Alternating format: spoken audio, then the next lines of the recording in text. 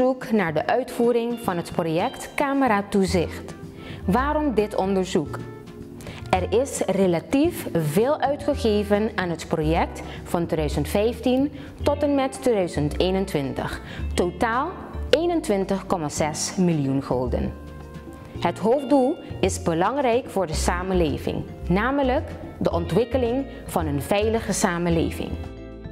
Onderzocht is of het project Cameratoezicht tijdig, doeltreffend en binnen het daarvoor bestemde budget is uitgevoerd.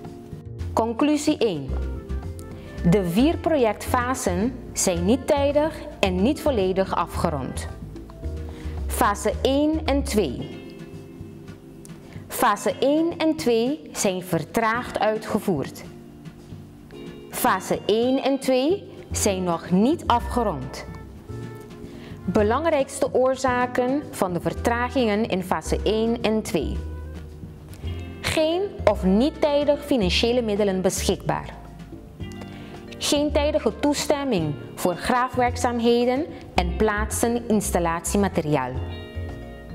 Geen tijdige levering nodige infrastructuur door de provider voor aansluiting op het netwerk. Fase 3 en 4. Fase 3 en 4 zijn nog niet gestart. Oorzaken vertraging. Door gebrek aan financiële middelen is het project in fase 2 blijven steken. De stand per juni 2022 is: 32% van de beoogde 580 camera's is al geïnstalleerd en op het netwerk aangesloten. 2% van de beoogde 580 camera's is al geïnstalleerd en moet nog op het netwerk aangesloten worden. 3% van de beoogde 580 camera's is geïnstalleerd, maar is nauwelijks operationeel geweest.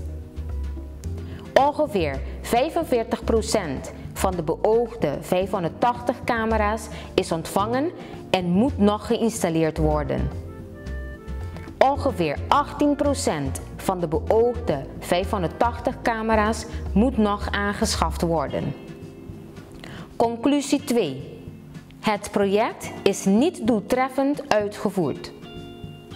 Het project is niet gedegen voorbereid. Onder andere is de financieringsbehoefte niet onderzocht en is niet tijdig geld gereserveerd. Er is nog niet voldaan aan de wettelijke voorwaarden om effectief cameratoezicht uit te kunnen voeren.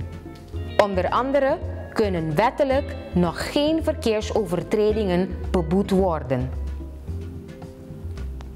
De doelstellingen en beoogde resultaten van het project zijn nog niet optimaal gerealiseerd doordat de uitvoering is achtergebleven.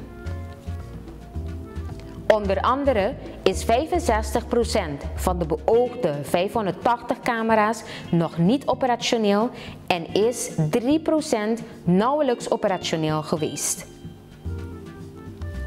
Conclusie 3. Het project zal niet binnen het budget kunnen worden afgerond. Het budget is al overschreden met 1,8 miljoen gulden.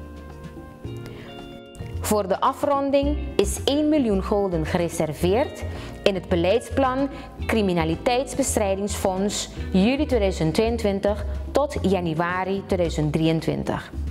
De vraag is of dit voldoende zal zijn gezien wat nog gedaan moet worden.